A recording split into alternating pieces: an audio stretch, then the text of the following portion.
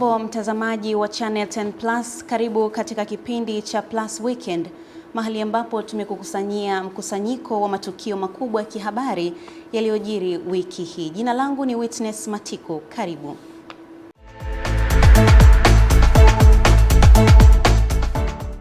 Na miongoni mwa matukio hayo ni pamoja na uzinduzi wa jengo la taaluma na utawala pamoja na bweni la wanafunzi la taasisi ya sayansi bahari ya Chuo Kikuu cha Dar es Salaam katika eneo la Buyu, wilaya Mjini Magharibi B, Zanzibar. Waumini wa madhehebu ya Kikristo ya Orthodox duniani wamesherehekea siku ya kumbukumbu ya kuzaliwa kwa Yesu Kristo ya Christmas kufuatana na kalenda ya Julian. Familia moja jijini Dodoma iliyokuwa inajishughulisha na ufugaji wa biashara imejikuta ikipata hasara baada ya mifugo 10 kufa katika mazingira ya kutetanisha. Karibu na tuanzie hapa. Rais wa Jamhuri ya Muungano wa Tanzania Daktari Samia Suluhu Hassan amezindua jengo la taasisi na taaluma ya utawala pamoja na bweni la wanafunzi la taasisi ya Chuo cha Sayansi Bahari katika Chuo Kikuu cha Dar es Salaam katika eneo la Buyu na wilaya ya Mjini Magharibi Zanzibar, na kusema katika uwekezaji huo utasaidia kuchochea na kufikia uchumi jumuishi, lakini utafiti na maarifa yatakayozalishwa katika chuo hicho yatasaidia maamuzi ya sera na kuzindua rasilimali za bahari sambamba na kuongeza kipato kwa wananchi na kizazi cha sasa na kijacho.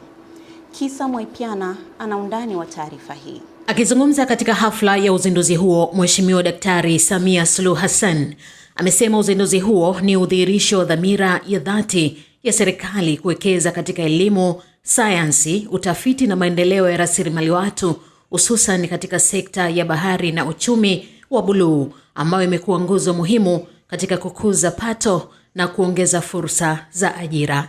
Majengo tunayoyazindua leo ni sehemu ya utekelezaji wa mradi wa elimu ya juu kwa mageuzi ya kiuchumi, yani HIT, na yamejengwa kwa viwango vinavyokidhi mahitaji ya ufundishaji wa kisasa, utafiti, ubunifu na mazingira bora ya kujifunzia. Kwa upande wa Zanzibar, uchumi wa buluu ni nguzo muhimu katika kukuza pato na kuongeza fursa za ajira. Hivyo uwekezaji huu wa chuo utasaidia kuchochea na kufikia uchumi jumuishi. Tafiti na maarifa yatakayozalishwa hapa chuoni yatasaidia maamuzi ya sera yanayolinda rasilimali za bahari sambamba na kuongeza tija na kipato cha wananchi kwa kizazi cha sasa na kizazi kijacho.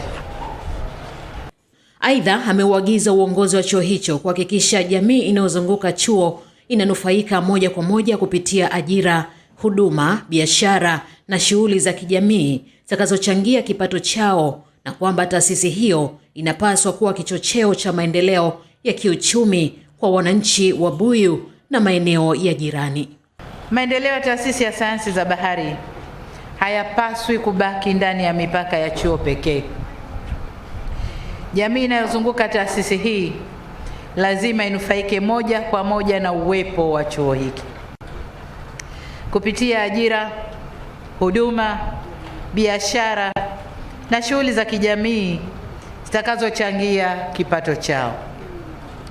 Taasisi inapaswa kuwa kichocheo cha maendeleo ya kiuchumi na kijamii kwa wananchi wa Buyu na maeneo ya jirani. Awali akizungumza katika uzinduzi huo, Waziri wa Elimu, Sayansi na Teknolojia Profesa Adolf Mkenda pamoja na mambo mengine ameishukuru serikali kupitia mradi wa HIT ambao umeleta mapinduzi makubwa katika maboresho ya elimu ya juu, ikiwemo ukamilishaji wa mradi wa taasisi hiyo ya IMS.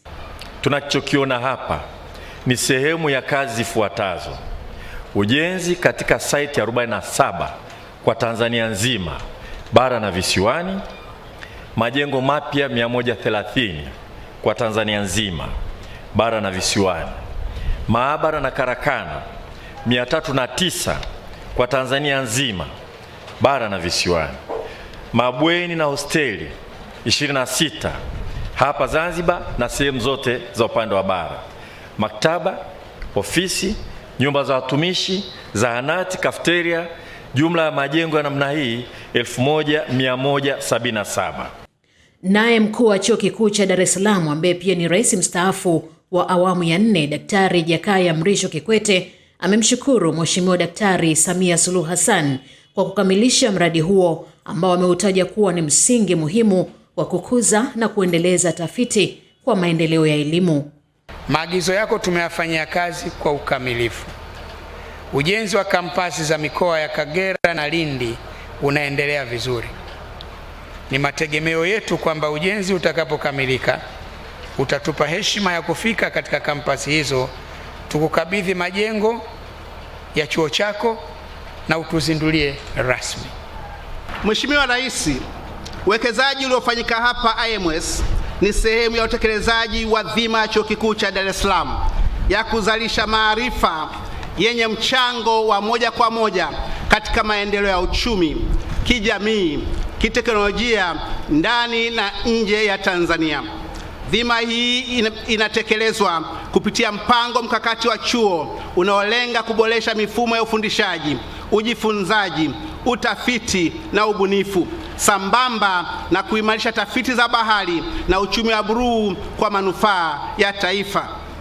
Sambamba na hilo pia Rais Daktari Samia Suluhu Hassan ambaye pia ni amiri jeshi mkuu wa taifa wiki hii pia alikutana na kufanya mazungumzo na viongozi wa Wizara ya Ulinzi na Jeshi la Kujenga Taifa katika ikulu ndogo ya Tunguu Zanzibar mnamo tarehe 6 Januari na tarehe 7 hapo katika ikulu ndogo ya Tunguu Zanzibar, ambapo Rais wa Jamhuri ya Muungano wa Tanzania Daktari Samia Suluhu Hassan aliongoza baraza la mawaziri katika kikao kilichofanyika.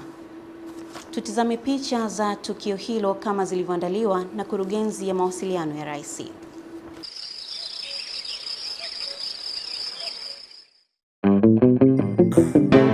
Urafiki wetu uendelee,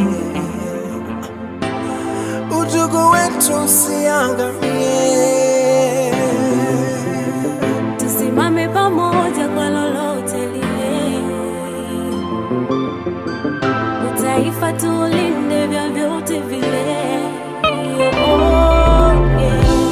Urafiki wetu uendelee, udugu wetu usiangamie, tusimame kwa pamoja kwa lolote lile, taifa tulinde vyovyote vile.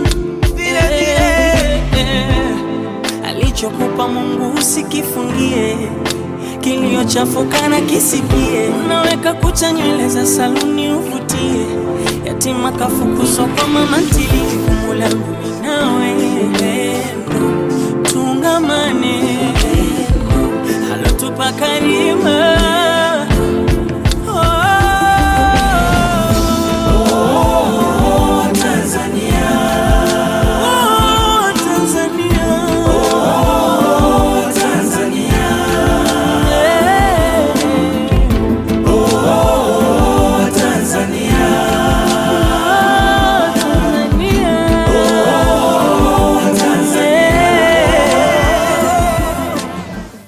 Na wiki hii ni mwendelezo wa maadhimisho ya miaka 62 ya Mapinduzi ya Zanzibar, na Rais wa Zanzibar na mwenyekiti wa Baraza la Mapinduzi Daktari Hussein Ali Mwinyi amefanya matukio mbalimbali ya kimaendeleo, na miongoni mwa matukio hayo ni kama ifuatavyo.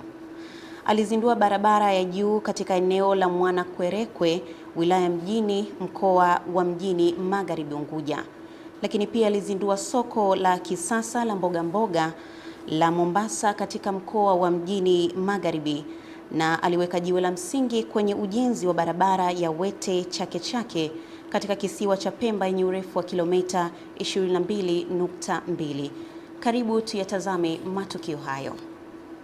Uzinduzi wa barabara ya juu katika eneo la Mwanakwerekwe, wilaya ya Mjini, mkoa wa Mjini Magharibi Unguja ulifanyika Jumanne Januari 6, daraja ambalo litawapunguzia adha ya msongamano wa usafiri.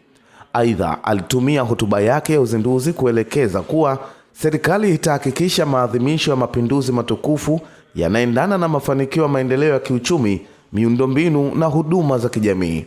Tumeandika historia ya kuwa na flyover ya kwanza katika nchi yetu. Slogan yetu ya uchaguzi mwaka huu ilikuwa ni uongozi unaoacha alama. Kwa hivyo leo nafurahi kusema kwamba tumetekeleza kwa vitendo slogan yetu. Hizi ndizo alama tunazozizungumza. Uzinduzi wa soko la kisasa la mboga la Mombasa, mkoa wa Mjini Magharibi, ulifanyika Jumapili Januari 4, ambapo Mheshimiwa Rais Dr. Hussein Ali Mwinyi alisema serikali itaendelea na ujenzi wa masoko ya kisasa katika maeneo mbalimbali ili kuwawekea wafanyabiashara mazingira mazuri ya kufanya shughuli zao. Dr. Mwinyi pia aliwataka wananchi kuelewa kuwa serikali inapowahamisha wafanyabiashara katika maeneo yao huwa inafanya hivyo kwa nia njema ya kujenga masoko yenye hadhi na viwango vya kuandalia mazingira mazuri. Tutaendelea kuweka mazingira mazuri ya wafanyabiashara ili wafanyabiashara wasifanye katika mazingira mabaya, wasifanye pembezoni mwa barabara, wasifanye biashara ovyo. Wafanye biashara katika mazingira mazuri ya kisasa kama haya ambayo tunayaona.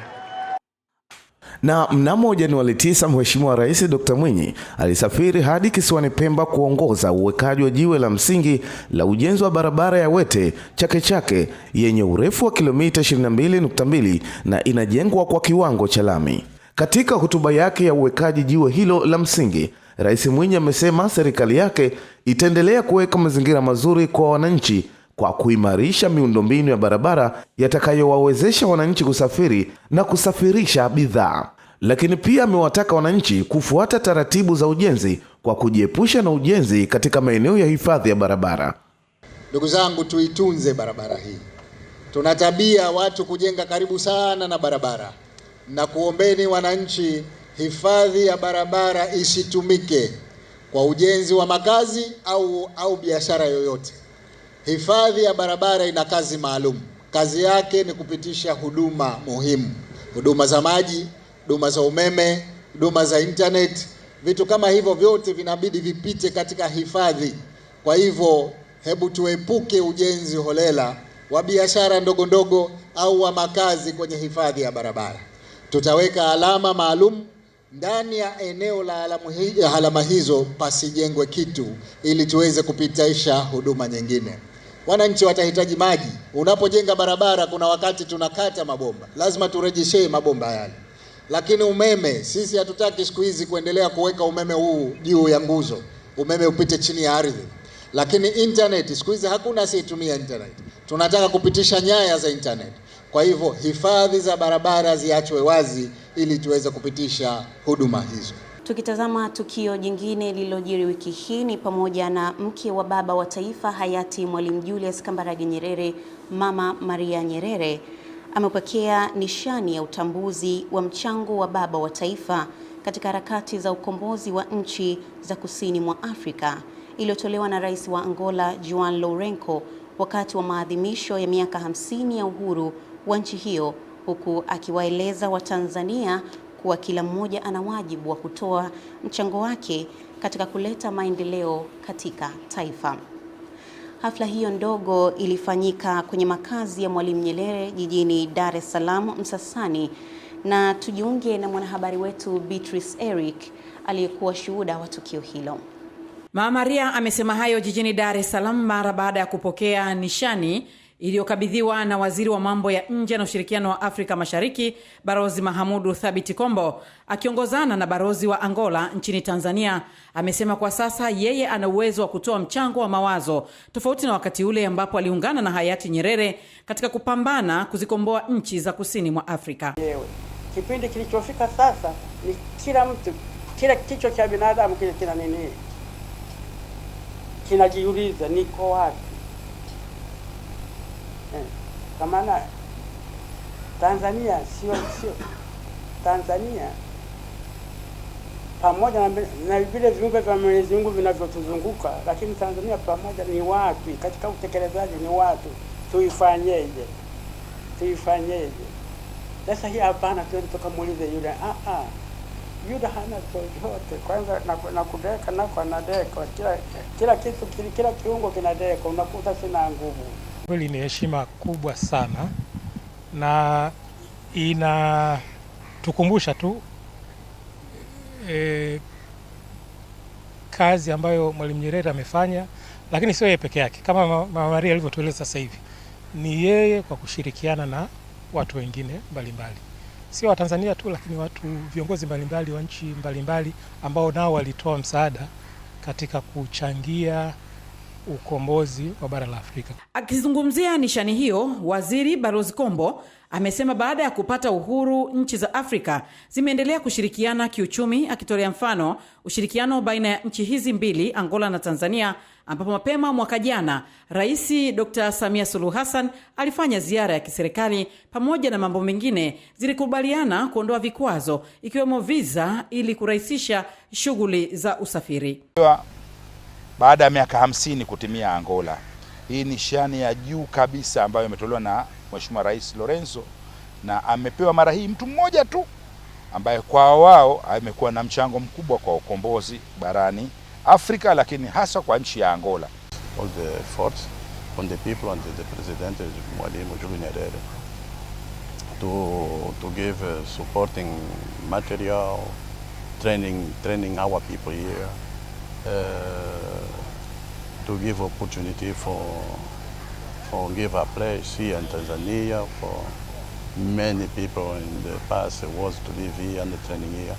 Na wiki hii mnamo Januari 7, waumini wa madhehebu ya Kikristo ya Orthodox duniani wamesherehekea sikukuu ya kumbukumbu ya kuzaliwa kwa Yesu Kristo ya Christmas kwa kufuata kalenda ya Julian, tofauti na kalenda ya Gregory inayotumika duniani kote.